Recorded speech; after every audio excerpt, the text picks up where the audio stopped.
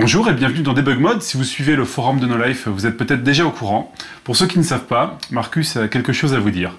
Oh non, c'est elle qui m'a eu. Oh la saleté. Bon, tant pis, j'arrête là. En plus, c'est l'heure, Alex, je crois. Ouais, bon, il faut qu'on s'arrête. Et ben voilà, chez Marcus, étonnant, hein, les petits amis de No Life. C'est rare qu'on me voit aussi doué dans un jeu vidéo, vous trouvez pas? C'est même carrément pas possible, évidemment. Donc c'était truqué. Eh oui, il fallait bien qu'on vous fasse un poisson d'avril un jour ou l'autre. C'est Adrien, un super player que vous connaissez, vous l'avez vu dans Castlevania, qui m'a enregistré une partie avec des commentaires en haut, version karaoké, pour que je sache quoi dire à quel moment, et moi j'ai juste eu à faire semblant de jouer et à vous faire croire que j'ai joué très bien. Ça fait plaisir, remarque. Moi-même quand je reverrai cette émission, je serai très étonné sans doute. Ah, j'ai bien mérité un stage clear. Bon, le truc qu'il faut savoir, c'est qu'à partir du 5e stage en rang 3, il y a un truc pas cool qui s'appelle le Death Mode. Donc je vais juste me calmer un peu et faire ça en rang 2, voilà. Tout ça, ça a été extrêmement difficile à faire en fait. Je dis que c'est facile, mais en fait c'est très compliqué, et notamment au niveau d'Adrien qui a réussi une partie quand même hallucinante.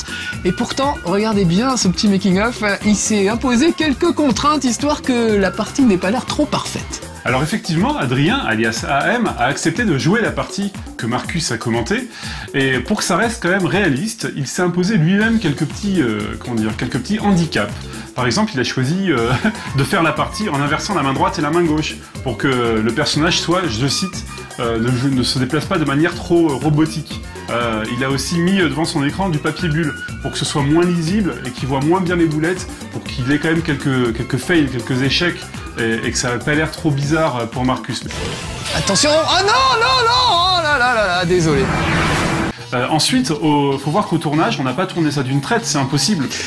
Et l'histoire, c'est des shoot'em up, sauf que vous allez voir que ça a bien...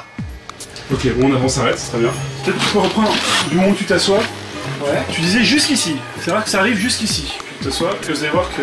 T'avais dit ça, non?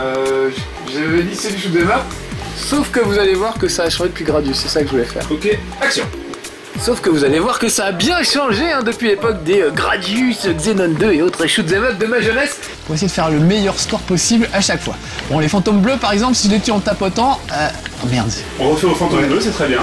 Tout est parfait. On reprend juste au fantôme bleu. Bon, les fantômes bleus par exemple. Attends, laisse-moi que j'ai le temps de le lire une fois avant.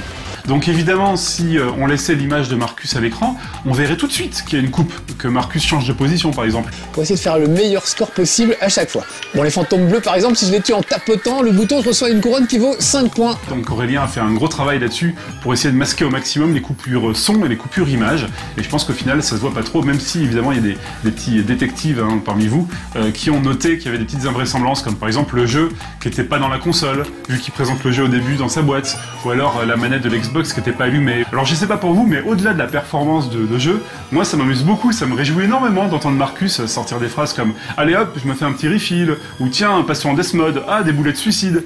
Là, c'est ce qu'on appelle des boulets de suicide. Je trouve ça particulièrement savoureux, et surtout, en fait, ce qu'il faut voir, c'est que même si à la base c'était une blague de 1er avril, tout ce que dit Marcus à propos du jeu est vrai. Donc ce chez Marcus remplit bien son rôle, c'est-à-dire donner aux gens envie de jouer à un jeu.